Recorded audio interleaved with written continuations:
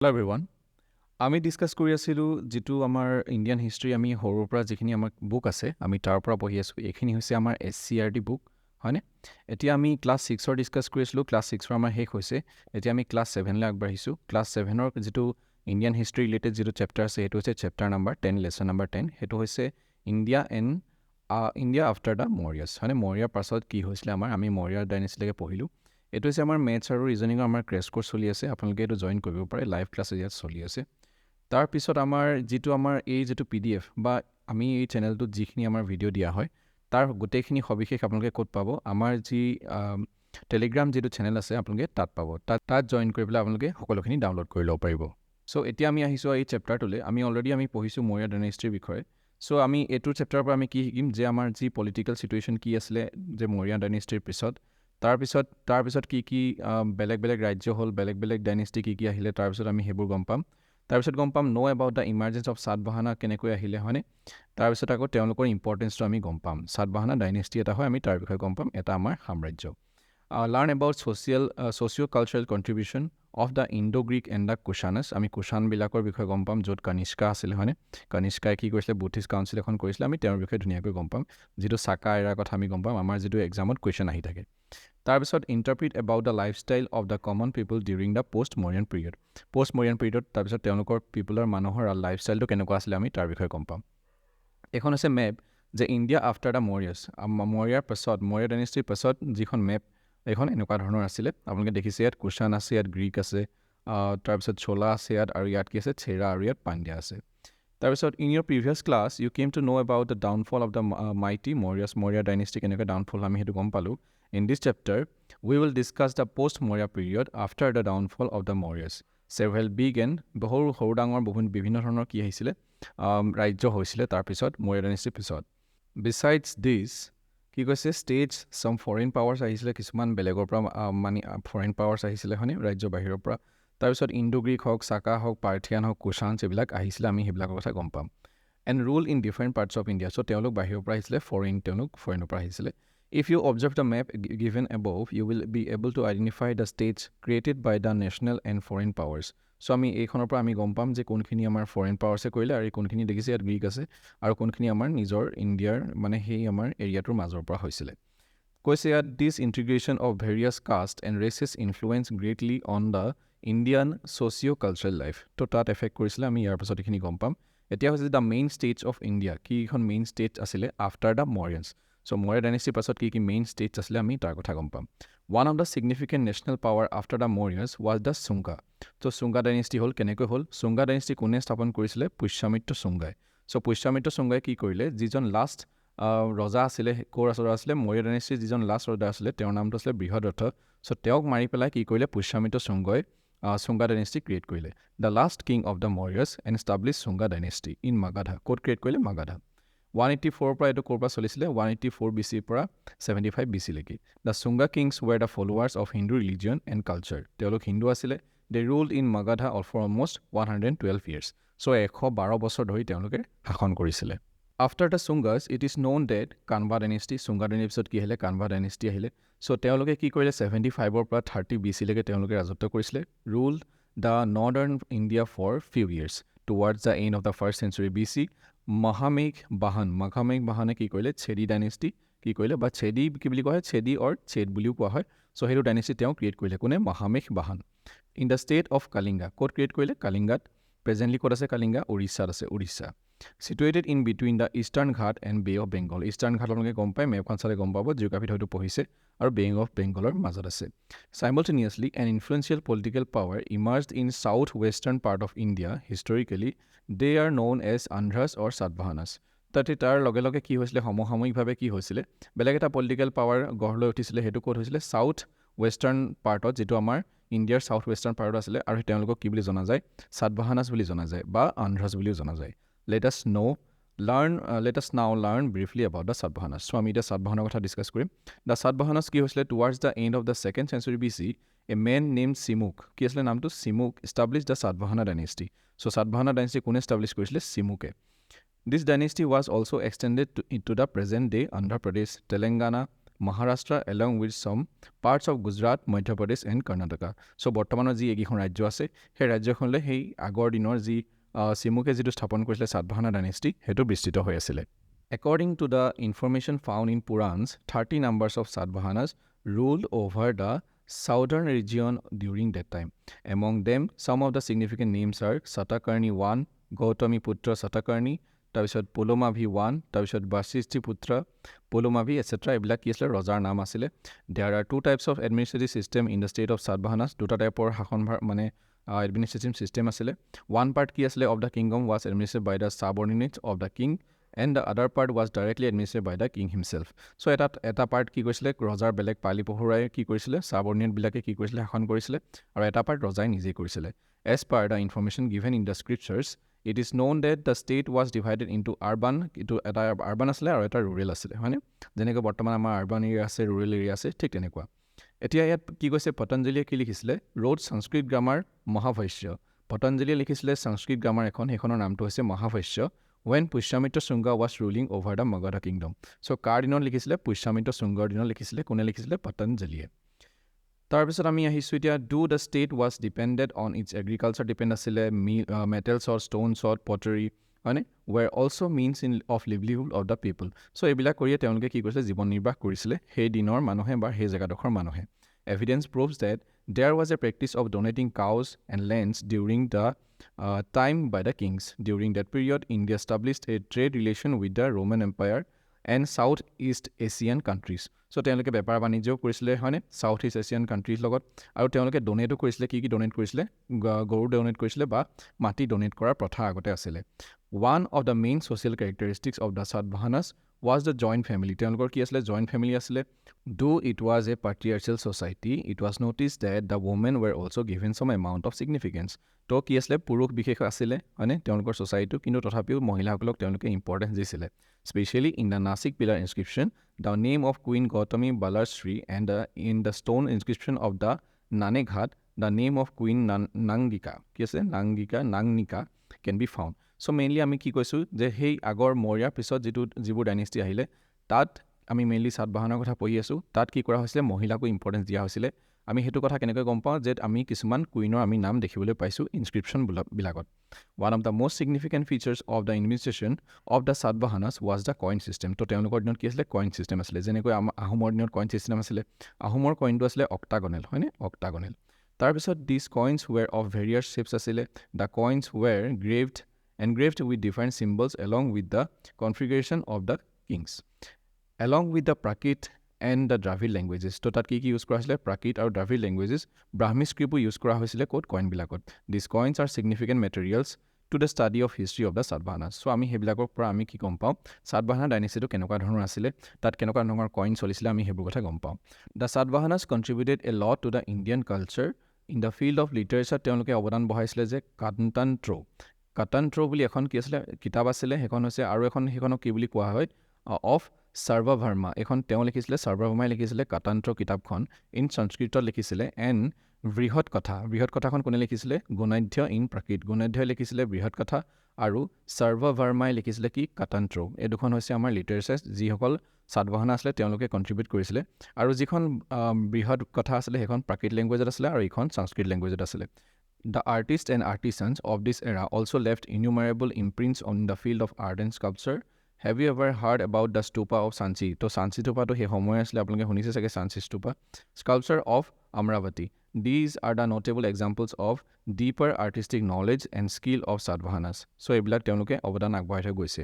In conclusion, we can say that Satavahana kingdom was capable of establishing political unity in southern India and served as a link between southern and north India. So তেওঁলোকৰ মাজত কি এটা link হিচাপে তেওঁলোকে কাম কৰিছিলে বেপাৰ বাণিজ্য আৰু বহুত ধৰণৰ কথা আছিলে এক্টিভিটি দিছে এটো তাৰপিছত এটো Kushan dynasty look at the map 10.1 and note the extreme southern part যিখন আমি মেপ দেখি আহিলো একচুয়ালি এখন মেপৰ কথা কৈছে এখন হৈছে 10.1 সো এগিখনৰ কথা ক'ব এতিয়াত পল্লৱা চোলা আৰু আমাৰ চেৰা আৰু পাণ্ডিয়া আছে এগিখনৰ কথা কৈছে আমাৰ এক্সট্ৰিম সাউথত সো ইয়াত কি কৈছে যে look at the map and note the extreme southern part. Can you see three names? Chola, Chera, and Pandya. I already note korisu. So, egikhon ki hoise these three states existed during this period. They reigned about for 400 years. These neighboring states were together known as ত্ৰিৰাজ্য তো তেওঁ তিনিখন আছিলে সেইকাৰণে ত্ৰিৰাজ্য বুলি কোৱা হয় ত্ৰি মানে তিনি we may know from various coins scripts and books about many other big and small states that also existed besides ত্ৰিৰাজ্য so এনেকুৱা নহয় যে অকল তিনিখনে আছিলে আৰু কিবা কিবি আছিলে কিন্তু এই তিনিখনক ত্ৰিৰাজ্য বুলি কোৱা হয় the Sangam literature that flourished at that time তো তেওঁলোকৰ লিটাৰেচাৰবিলাক কি বুলি কোৱা হয় Sangam literature তাৰপিছত সেই সময়ত কি বুলি কোৱা হয় much information about the states তো সেই যি Sangam literature আছে তাত আমি এইবিলাকৰ বিষয়ে আমি গম পাওঁ The conference of Tamil poets patronized by the king was known as Sangam. Their contemporary literature was known as Sangam literature. হেতুৱে যে যিখন তামিল পয়েট আছিলে হয়নে তামিল লেংগুৱেজত যি লিখিছিলে তেওঁলোকক তামিল যিবিলাক কবি আছিলে সেই কবিবিলাকক কি বুলি কোৱা হয় known as Sangam. তাৰপিছত সেইকাৰণে Sangam তেওঁলোকে লিখাবিলাকক Sangam literature বুলি কোৱা হয় It was moral and descriptive in nature. This literature reflected the socio-economic and political changes in those days. Poems of poetess were also included in Sangam literature. Poets, writers, and scholars took part in Sangam conference. Persons called Charan who sang in praise of the king who attended in Sangam conference. So mainly at Sangam literature to keneko amak hetu kotha bujao bicharise. So ইয়াৰ পৰা আমি art and culture to আমাৰ হৈ গৈ আছে actually. অকল ইয়াত এনেকুৱা নহয় যে আমি history অকল ৰজা মহাৰাজাৰ কথা পঢ়িছো ইয়াত আমি art and culture to আমাৰ সোমাই পৰিছে Let us know কি কৈছে the capital of the kingdom of Cholar যিটো capital আছিলে হেতু কি আছিলে Udaipur তাৰপিছত the state of Cherar যিটো had various strong navy তেওঁলোকৰ strong navy আছিলে it is known that a female administrator ruled over the state of Pandya the state was also famous for pearls so আমাৰ ইয়াৰখনৰ কথা কৈছে তাৰপিছত আমাৰ আহিছে আমাৰ the Indo-Greeks এতিয়া আমি ফৰেনৰ কথা গম পাম যে ফৰেনে কোনোবাই আমাক শাসন কৰিছিলে মানে সেই সময়ত ফৰেন কোনে কোনে ৰাজ্য স্থাপন কৰিছিলে তাত in the later half of the Mauryan period how did foreign powers came into India foreign power কেনেকৈ আহিছিলে usually You might wonder, did not India have the strength to resist the foreign powers? Well, it is true. So, our India had a weak asile economy foreign power resist korbo nasilu. Well, it is true that during this time, a deep political crisis prevailed in northwest India. Moreover, exchange of ideas of Indian culture since ancient time also attracted foreign powers to the country. Thus, the Indo-Greeks, Sakas, Parthians, and Kushans. So, ebilak teologe ki ebilak foreign manu entered through the northwest part of India. Kun ahile? আহিলে সাকা আহিলে তাৰপিছত আমাৰ ইণ্ডো-গ্ৰীক্স তাৰপিছত সাকা আহিলে তাৰপিছত পাৰ্থিয়ানছ তাৰপিছত কুশানছ the name of the famous Indo-Greek king was Menander or Milin so famous যিজন king আছিলে ইণ্ডো-গ্ৰীকৰ হেজন কোন আছিলে Menander বা মিলিন বুলি কোৱা হয় he embraced Buddhism and established many Chaityas and Buddhist monasteries so তেওঁ বুদ্ধিজিম আছিলে mainly the Greeks being attracted to Indian religion and philosophy accepted Hinduism and Buddhism. A few features of Grecian culture also deeply influenced the Indian society. So, তেওঁলোক influence হৈ গৈছিলে Hinduism আৰু Buddhism মানে ফৰেনৰ পৰা তেওঁ আহি পেলাই আমাৰ ইয়াত ভাল পাইছিলে তাৰপিছত চৈত্য আৰু স্তূপা কি হয় the caves rich in Buddhist art and culture are known as Chaityas. So, য'ত Buddhist art থাকে তা হেতু কি বুলি কোৱা হয় চৈত্য বুলি কোৱা হয় স্তূপা কি হৈছে the sculptures constructed on the Buddhist memorial. So, বুদ্ধিষ্টৰ মেমৰিয়েলৰ কাৰণে যিখিনি বনোৱা হয় সেইবিলাক কি বুলি কোৱা হয় স্তূপা বুলি কোৱা হয় so যিটো সাঞ্চি স্তূপা হেতু কি হৈছে বুদ্ধিষ্ট মেমৰিয়েলৰ পৰা বনোৱা হৈছে Indo-Grecian contribution to Indian culture so তেওঁলোকে কি মানে ইণ্ডো-গ্ৰীকে কি আমাক কন্ট্ৰিবিউট কৰিলে Indian people acquired knowledge of astronomy coins and sculpture from the Greek so আমি এইবিলাকৰ astronomy হওক coins হওক sculpture হওক এইবিলাক আমি ক'ৰ পৰা পাইছো গ্ৰীকসকলৰ পৰা আমি ইনফ্লুৱেঞ্চ হৈছো আমি তেওঁলোকৰ পৰা শিকিছো The Gandhara school of art developed in India as a result of the Indo-Greek fusion. So, যিটো Gandhara school of art হেতু আপোনালোকে পাইছে হয়তো art and culture. So, হেতু আমাৰ ক'ৰ পৰা আহিছে ইণ্ডো-গ্ৰীকৰ পৰা আহিছে Buddhism was at the root of both Gandhara and Mathura school of art হেতু আমি পাইছো which flourished at that time. So, দুটা টাইপৰ কি আছিলে art আছিলে Gandhara আৰু Mathura. So, ইয়াত আপোনালোকে দেখিছে Mathura sculpture আৰু ইয়াত দেখিছে Gandhara sculpture এইটো হৈছে Gandhara এইটো হৈছে Mathura. Whose images are these? Is there any difference between these two? Learn from your teacher. তাৰপিছত কি কৈছে vernacular language also flourished under the patronage of the Greeks. The Greeks also contributed to the development of Sanskrit literature. So Sanskrit তেওঁলোকে অৱদান আগবঢ়াইছিলে. The use of screen in Sanskrit plays is supposed to have come from Greek word jovan. So তেওঁলোকে কি কৰিছিলে যি তেওঁলোকে নাটক কৰিছিলে তাত কি আছিলে কিছুমান স্ক্ৰীন ইউজ কৰিছিলে. তাৰপিছত the influence of the Greeks in respect of coinage cannot be denied. In this way, the Greeks, through social cooperation and cultural contribution, embraced Indian soil as their own become Indians. তো তেওঁলোকে ইণ্ডিয়াৰ পৰা বহুতখিনি কথা শিকিলে তাৰপিছত শিকি পেলাই তেওঁলোকে ইণ্ডিয়ান কালচাৰত অৱদান আগবঢ়াই থৈ গৈছে যাৰ ফলত তেওঁলোকে নিজকে কি কৰিছে ইণ্ডিয়াৰ লগত মানে সানমিহলি নিজকে কৰি লৈছে In the first part of the first century BC, the Pallavas tried to extend influence in India and its northwest regions. Besides bringing about the political change, the Saka and the Pallavas also played significant role in the field of cultural development. So তেওঁলোকে এইবিলাকক কি কৰিলে আমাৰ সংস্কৃতিত কি কৰিলে অৱদান আগবঢ়াই থৈ গৈছে। এতিয়া আমি ডিছকাছ কৰিম কুষাণৰ বিষয়ে। During the second century B C Yuezhi tribe এটা আছিলে আৰু সেইটো ক'ৰ পৰা আহিছিলে ফ্ৰম দ্য চেণ্ট্ৰেল এছিয়াৰ পৰা আহিছিলে আৰু তাক লিডাৰ কোনে কৈছিলে কুজুলা কেডফেচিছ। কুজুলা কেডফেচিছে কি কৰিছিলে লিডাৰশ্বিপ কৰিছিলে আৰু কুজুলা কেডফেচিছে কি কৰিলে ডিফিট কৰিলে কাক চাকা পল্লৱক এণ্ড স্প্ৰেড দেয়াৰ ৰিজিয়ন তাৰপিছত স্প্ৰেড দেয়াৰ ৰেইন তাৰপিছত in the north west region তো নৰ্থ ৱেষ্ট ৰিজিয়নত তেওঁলোকে কি কৰিছিলে শাসন কৰিছিলে। চ' এই যি কুজুলা কেডফেচিছ আহিছিলে তেওঁলোককে পাছত কি বুলি জনা যায় কুষাণছ বুলি জনা যায়। তাৰপিছত look at the pictures of the headless statue given by the next page. It is assume to be the statue of Kanishka, the greatest king of the Kushan. So' কুষাণৰ গ্ৰেটেষ্ট কিং কোন আছিলে কানিষ্কা আছিলে কানিষ্কা। চ' এই যিখন পিকচাৰ আপোনালোকে দেখিছে হেডলেছ কানিষ্কা ষ্টেচু, এই statue এনেকুৱা নহয় যে তেওঁ নাছিলে কিন্তু মানে মাথাটো আছিলে কিন্তু এইটোৱে বাকী আছেগৈ আৰু এইযোৰকে কি বুলি জনা যায় কানিষ্কাৰ ষ্টেচু বুলি জনা যায়। Possibly, he sat on the throne in 78 BC, and since then, a new system of calculating the year began. So, তেওঁ যেতিয়াৰ পৰা 78 BCৰ পৰা তেওঁ সংখ্যাখনত বহিলে, so তেতিয়াৰ পৰা কি হ'ল চাকা এৰা ষ্টাৰ্ট হ'ল আৰু চাকা এৰাটোক আমি কি বুলি জানো চাকাব্দা বুলিও আমি জানো। Besides being a conqueror, Kanishka's contribution to literature and culture was remarkable. The capital of his kingdom was পুৰুষপুৰ। কি আছিলে বৰ্তমান যি পেশ্বৱাৰ আছে পাকিস্তানত সেইটো আছিলে তেওঁলোকৰ কেপিটেল, আগৰ দিনত পুৰুষপুৰ আছিলে। The scholars like অশ্বঘোষা, Nagarjuna, বসুমিত্ৰা and চাৰাকা, তো তেওঁ এইবিলাক কি আছিলে তেওঁৰ কোৰ্টত আছিলে কানিষ্কাৰ কোৰ্টত। দ্য চাৰাকা সংহিতা of this era is one of the most significant book in the field of medical science. So' medical ছায়েন্সত এখন বুক আছিলে সেইখন কি আছিলে চাৰাকা সংহিতা। তাৰপিছত the book Mahabhashya by Patanjali. So' Patanjali এখন লিখিছিলে মহাভাষ্য, কিহৰ ওপৰত লিখিছিলে ভকেবুলাৰীৰ ওপৰত লিখিছিলে, language and grammar. In dress also' the Indians followed the Greeks. So' ইয়াত কিবা এটা আমাক দিছে লেট আছ ন'।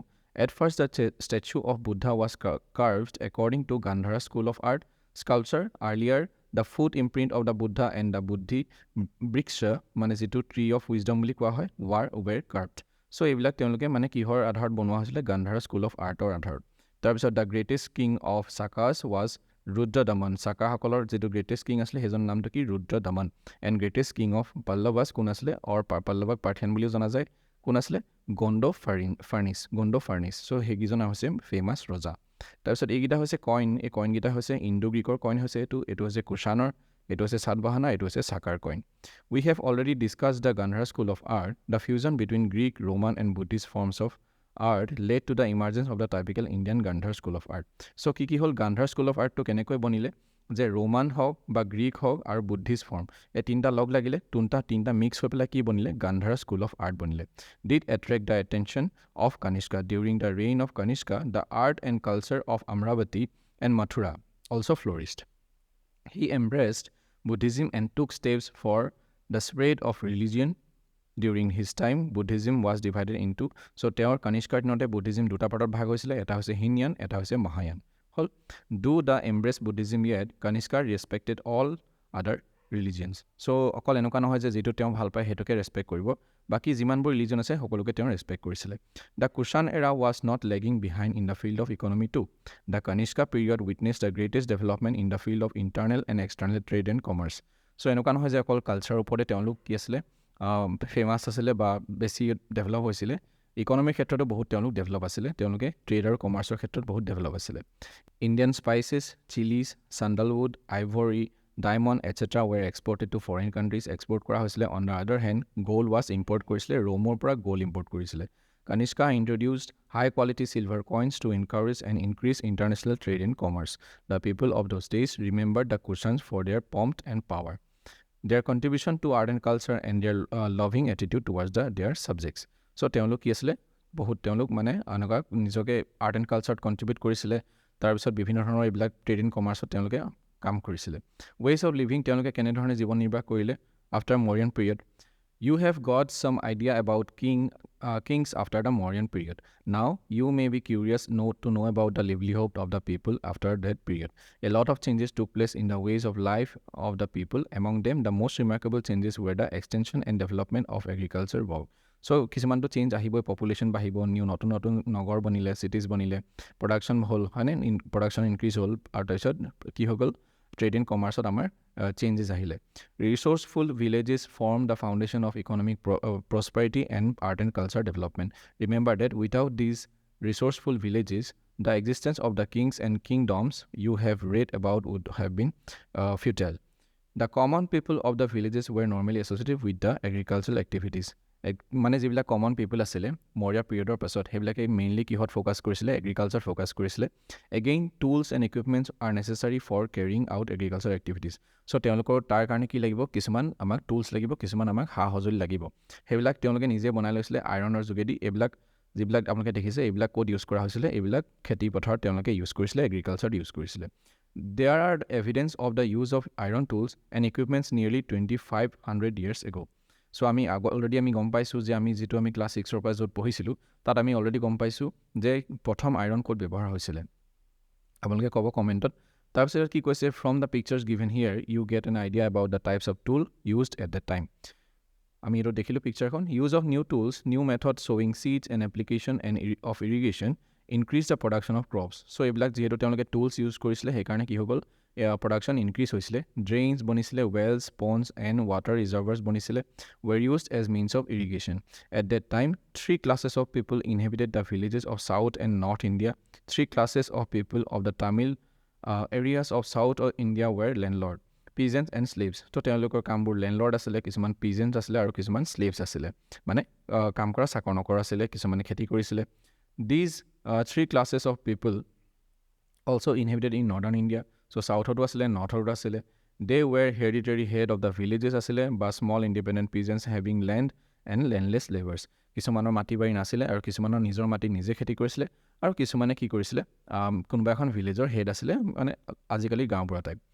তাৰপিছত the hereditary head of the villages was a strong landlord. তেওঁ এজন কি আছিলে, যিজন ভিলেজখনৰ হেড থাকে তেওঁ অলপ ষ্ট্ৰং থাকে। Sometimes he played the role of a জাজ। তো তেওঁলোকে কি কৰিছিলে, কিছুমান কেছেছ আহিলে মানে তেওঁলোকে নিজে জাজ হিচাপে কাম কৰিছিলে। এণ্ড মেইনটেইন পিচ, যাতে শান্তি থাকে। And collected revenues from the villages. Potters, blacksmiths, carpenters and weavers lived in almost all the villages. Have you ever heard about the Jataka. এতিয়া আমি জাটাকা ষ্টৰী কি হয়, চ' জাটাকা ষ্টৰী হৈছে যে গৌতম বুদ্ধাৰ যিটো আগৰ যিটো জনম, গৌতম বুদ্ধ হোৱাৰ আগতে যিটো জনম আছিলে তাৰ বিষয়ে যিখিনি ষ্টৰী হয় সেইখিনি কি বুলি কোৱা হয়, জাটাকা ষ্টৰী বুলি কোৱা হয়।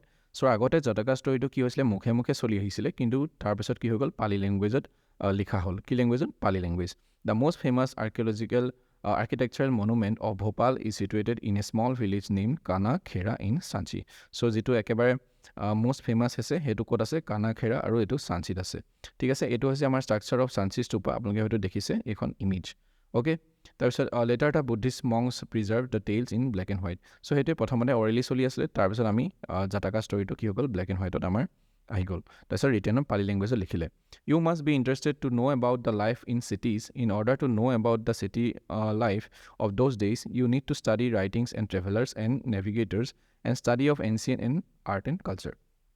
The lifestyle of the people of cities, villages, and forests were depicted in the sculptures. Those sculptures were used decorate and the gateway of the temple's pillars and railings.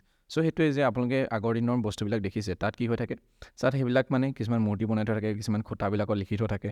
চ' সেইবিলাকে তেওঁলোকে তেনেকৈ ডেকৰেট কৰা হৈছিলে। most of the cities were capitals of Janapadas, which emerged about 2500 years ago. Some of these cities were surrounded by walls. You have already heard about the city Mathura, which was surrounded by the walls. So already কৈছোঁ আমি জনপদা হওক বা মহাজনপদা হওক, তাত তেওঁলোকে wall বনাইছিলে, হয়নে? It was situated in between 2 highways, one of which ran from northwest to east and other from the north to south. Mathura, besides being the capital of Kushans, so Kushanor capital কোন আছিলে, Mathura, was also religious center for the Hindus, Buddhists and Jains. So সেই তালে সকলোখিনি আহিছিলে, Buddhist হওক বা Hindus হওক বা জেইনছ হওক, সকলো মানুহ আহিছিলে ক'লে, মথুৰালে।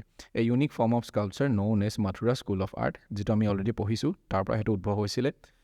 The peasants and farmers living in surroundings supplied food for people of city. North Indian black potteries are the best examples of the art of those time. So কি আছিলে, ব্লেক পটাৰী বনাইছিলে।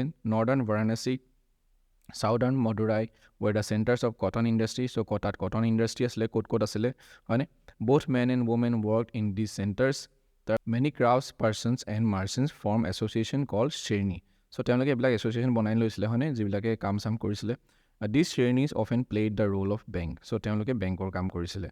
Many of you are aware of the ports of Mumbai, Chennai, Kolkata. So আমি portsৰ কথা শুনিছোঁ তো তেওঁলোকেও কি কৰিছিলে আগতেও কি কৰিছিলে মৰিয়ান পিৰিয়ডৰ টাইমত তেওঁলোকে যিটো ট্ৰেড এণ্ড কমাৰ্চ যিটো বেপাৰ বাণিজ্য কৰিছিলে পৰ্টছৰ যোগেদি কৰিছিলে সেইটো ক'ত আছিলে ভাৰুচ অফ গুজৰাট আৰু ক'ত কৰিছিলে আৰিকামেডু আৰু পণ্ডিচেৰী চ' তেওঁলোকে তাৰ পৰা কি কৰিছিলে বেপাৰ বাণিজ্য কৰিছিলে at the beach of Arabian Sea আপোনালোকে মেপখন দেখিলে গম পাব the beginning of the political and social changes that took place in India after the Mauryan period had far-reaching impact on political, economic, and sociological cultural civilization of the country. That is why some historians have termed the foreign invasion infiltration, because foreign powers like Saka, Kushans, Parthians, and Indo-Greeks came to India in different times, started living. So হেতু আৰু যে তেওঁলোকে বেলেগ বেলেগ জেগাৰ পৰা আহিলে কিছুমান আমাৰ ইণ্ডিয়াত যিখিনি আছিলে ইণ্ডিয়াৰ পৰা আমাৰ কিছুমান মানে কি হৈ গ'ল তেওঁলোকে নিজৰ ৰাজ্য স্থাপন কৰিলে তাৰপিছত ইণ্ডো গ্ৰীক আহিলে কুচানছ আহিলে বাহিৰৰ পৰা হয়নে চ' আমি সেইটো টাইমত তেওঁলোকক ৰিজিষ্ট কৰিব পৰা নাছিলোঁ বিকজ আমি উইক আছিলোঁ so' points to remember several kings বহুত ধৰণৰ ৰজা বা বহুত ধৰণৰ ৰাজ্য আহিছিলে মৰিয়ানৰ পাছত চুংকা ডাইনেষ্টি আহিছিলে মগধা সাতবাহানাছ ইন চাউদাৰ্ণ ইণ্ডিয়া আৰু ছেডি আছিলে কলিংগাত The foreign powers like Indo-Greeks, Sakas, Kushans, etc. reigned over north-west India. So আমি এখিনি already পাইছোঁ. The cooperation of indigenous and foreign elements had far-reaching impact on Indian culture. Pushyamitra শুংগই Shunga dynasty কৰিছিলে বৃহদত্তক মাৰি পেলাই বৃহদত্ত লাষ্ট মৰিয়ান কিং আছিলে তাৰপিছত সাতবাহানাছ অলছ' ন'ন এজ আন্ধ্ৰাছ বুলি জনা যায় টু টাইপছ অফ এডমিনিষ্ট্ৰেশ্যন আছিলে এটা হৈছে ৰুৰেল এটা হৈছে আমাৰ আৰবান য'ত আমাৰ কিছুমান কিঙে এটা পাৰ্ট কিঙে নিজে শাসন কৰিছিলে আৰু এটা পাৰ্ট কি কৰিছিলে কিঙৰ ছাবৰ্ডিনেটবিলাকে those patriarchal system of the system prevailed during the Satavahanas. তাৰপিছত তথাপিও কি আছিলে ওমেনৰ ইম্পৰ্টেঞ্চ আছিলে চোলাছ চেৰাছ আৰু পাণ্ডিয়াছ তেওঁলোকক ত্ৰিৰাজ্য বুলি জনা যায় the literature that flourish under the patronage of the kings ancient southern India এইটো কি বুলি জনা যায় আমি সংগম লিটাৰেচাৰ এইটো কি লেংগুৱেজ আছিলে Tamil language India's values and ideals attracted the foreign power so' foreign power কেলৈ আহিছিলে আমাৰ যি ইণ্ডিয়াৰ যি ভেলু আছিলে যি আমাৰ হিন্দুজিম বুদ্ধিজিম আছিলে তেওঁলোকক এট্ৰেক্ট কৰিছিলে The Greeks were attracted towards Indian religion and philosophy.